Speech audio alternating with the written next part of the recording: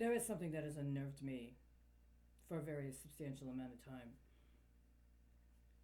Shortly after I arrived in Texas in 2016, there started to become a situation of accusations that were going around regarding interference in the election, and that there had been misrepresentations of the results of the election, and that this was, at least in part, initially as it was reported, the product of foreign interference, presumably from Russia and from interests associated with Russia. Now, I'm on the record as saying that I was physically assaulted the night before the election in connection with an effort to try to compel me to avow support for a particular candidate. I'm also somebody that had declared to people prior to being forced to flee the state of Illinois right before the election for Texas that I had intended to be a candidate, and actually put forward information in the public realm, including on my blog, that would have been my campaign and was connected to issues that I was advocating for as a consideration of what my political priorities would have been. At some point in time, after these allegations of Russian interference started to come around, it was concerning to me how little the media reflection of this kind of election interference actually corresponded with direct impact that was going on in people's lives, including in connection with trying to get basic resources, trying to engage with law enforcement, including federal law enforcement, trying to deal with housing, trying to deal with healthcare and misrepresentations of healthcare, and how this had been pervasive for years, but specifically for the duration of the 2016 presidential election season. That also included the seasons before the conventions, which included when there was the run up on the Democratic Party to selecting Hillary Clinton as the candidate, and the run up to the Republican Party selecting Donald Trump as the candidate. This was something that had been going on for several years. And when one thinks about it, there was actually multiple points of interference in the election season based upon multiple candidates from both parties and whatever it was that was determined to be acceptable as their strategy. And just so you know, I will disclose, and it's already known, although it hasn't been acknowledged, that there was an act of election interference that I was witness to, at the least, regarding Republican candidates for office in the autumn of 2015. But nobody's talked about it in that manner. And I know that that interference had nothing to do with Russia, at least not directly. There were other forms of interference, and those have not to this time been discussed, while they have also proliferated. But I bring this up because at some point in late 2018, around the time, honestly, of the confirmation hearings regarding who would later become Justice of the Supreme Court, Brett Kavanaugh, I was in a situation where up until then I had avoided doing anything to have anything directly to do with anything Russian. And to be honest with you, I think it's kind of a psychological situation that many people were subjected to at that time. That the associations with Russian hacking created an atmosphere of near terror in even acknowledging you had friends that might have been Russian or might have had Russian ancestors. And especially if you were someone like me who had been exposed to a culture of people that were immigrants from the former Soviet Union and knew some things about what it meant to be from the former Soviet Union before the collapse of the Soviet Union versus after the collapse of the Soviet Union, and may or may not have had professional colleagues that were either themselves from Russia or from the countries of the former Soviet Union, or families and that were part of the culture, including within urban areas that had neighborhoods that were Russian neighborhoods, and may have gotten to know something about the culture or about the history of the people. You had an appreciation, maybe even a fondness or an affinity, aesthetic appreciation even. That there was this terror, you couldn't even acknowledge you knew Russians. Don't look at anything Russian, don't talk about anything Russian. You may have evidence of some inclination toward a knowledge of their culture, but don't associate it with the Russians. What was Russian before is now something else before it gets to you, so you're okay. Don't acknowledge the Russians. Because if you acknowledge the Russians, it's evidence that you're a Russian with them. You're a spy. And then at some point, it wasn't just the Russians, right? There's the Ukrainians, then the Belarusians, then the Kazakhstanis, then if you knew what was going on, the Azerbaijanis. This was going on at this time. And in the course of that, you couldn't acknowledge, because there was this terror of, especially if you were light-skinned and could potentially in some way pass as somebody from that country or somebody with a legacy from that country. You couldn't acknowledge, you had to alienate yourself from anything you knew.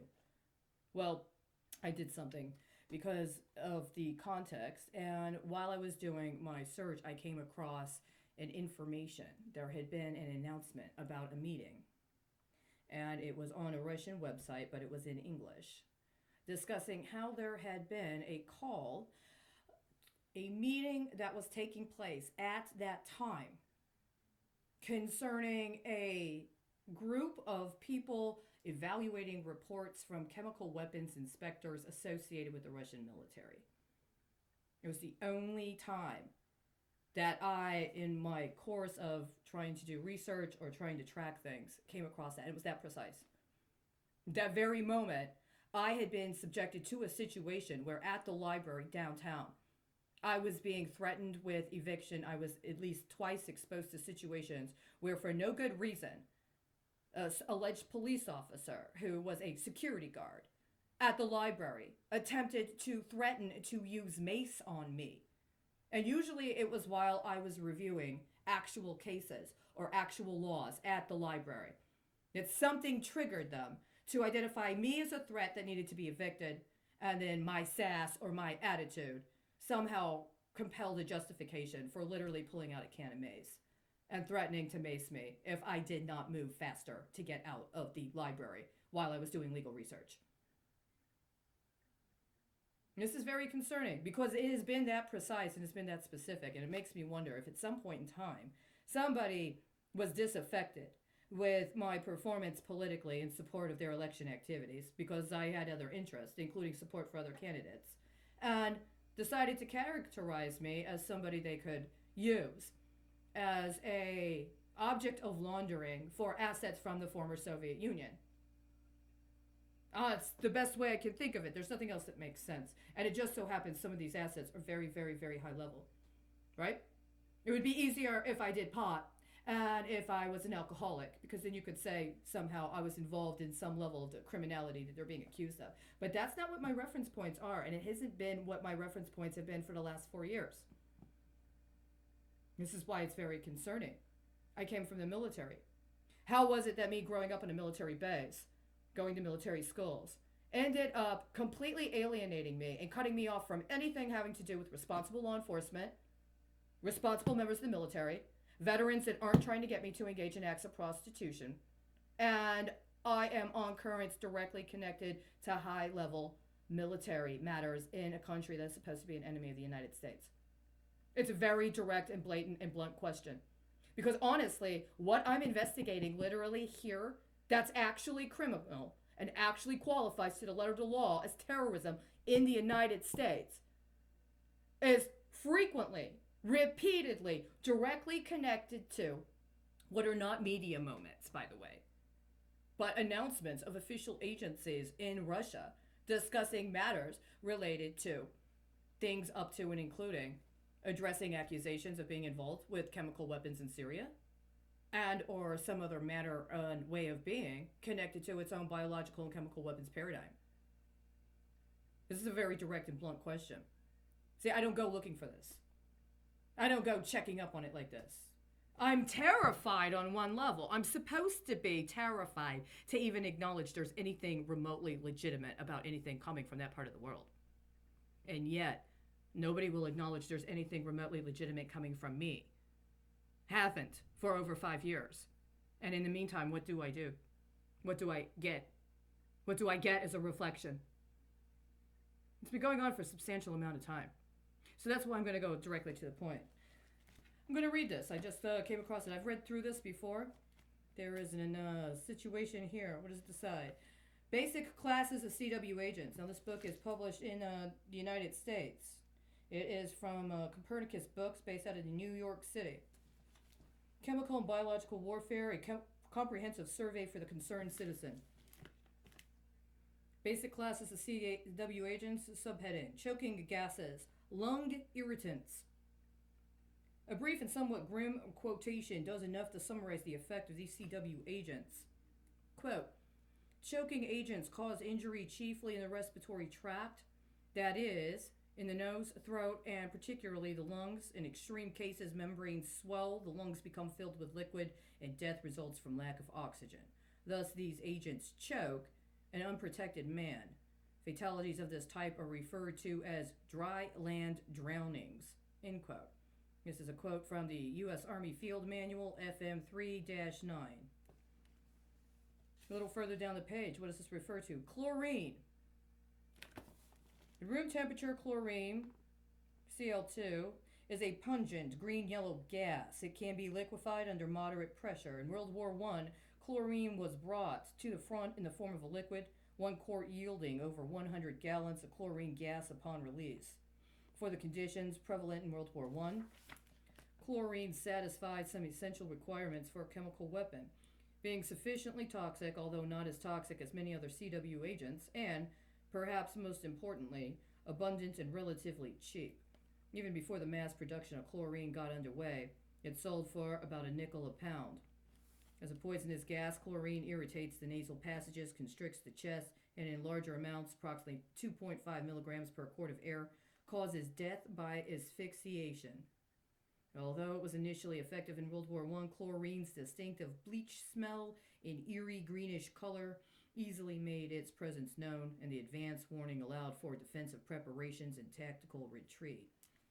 Chlorine's high reactivity, however, also meant that soldiers quickly found that makeshift masks soaked in chemicals, sodium thiosulfate, glycerin, and even urine, all offered good protection. Now, this is the point that I'm making. Let me reread this. Chlorine's high reactivity, however, also meant that soldiers quickly found that makeshift masks soaked in chemicals, sodium thiosulfate, glycerin, and even urine, all offered good protection. I don't need to read the rest of this chapter. How quickly and easily can one acquire chlorine in quantity? Let me ask another question. How many bonds for water management or wastewater management have been intentionally sabotaged in the last 5 years alone? How many of those bonds had been issued under a pretext of some sort of ambiguity or some sort of attempted fail-safe for getting out of incurred obligations because of the unknowns associated with alleged COVID-19? I've spent years watching sabotage of things up to and including the transportation's identification credential card database. I went on site to a senator's office to give him evidence. They just called me in on a major option for a muni bond in Dallas. I'm here. We got less than 60 days before the 3-year anniversary of that muni bond nobody's responded to. How easy and cheap is it to get access to chlorine in quantity? And is that known? Do members of Congress and the Senate know what is capable with something like chlorine? And hence the permissibility of these completely medically unsound facial mask, if we're actually talking about a respiratory illness, is subsidiary to other possibilities that can be accomplished through abuse of, among other things, executive orders on quarantinable diseases.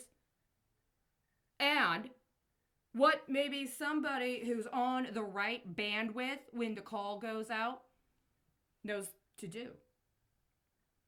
Now, if I were to say right now as the Attorney General of Texas that I'm letting people know that according to this book right here, I've cited the source, Chemical and Biological Warfare, a Comprehensive Survey for the Concerned Citizen, that a cloth mask like the ones we are presumably by law required to wear can be exposed to or connected with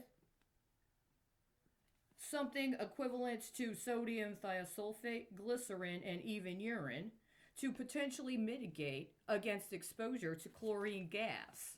What would you call that? Is that emergency preparedness? Or are you guys setting us up for domestic, chemical, and biological warfare and refusing to actually effectively prepare us?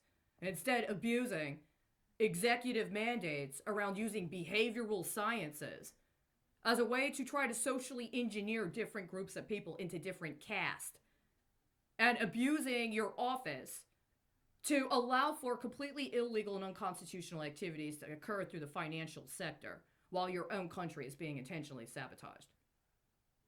This is a very practical question. I just came across this. Are you trying to say I'm a Russian submarine because I checked a book out at the public library? And I'm very concerned about what would literally, practically, from the highest level of risk, justify telling people they're legally required to wear a cloth mask that makes no sense from an actual medical or public health standpoint when it comes to dealing with an airborne illness. What else? That's just chlorine. But, somebody wanted to make a major deal out of chlorine within the last 72 hours. Why?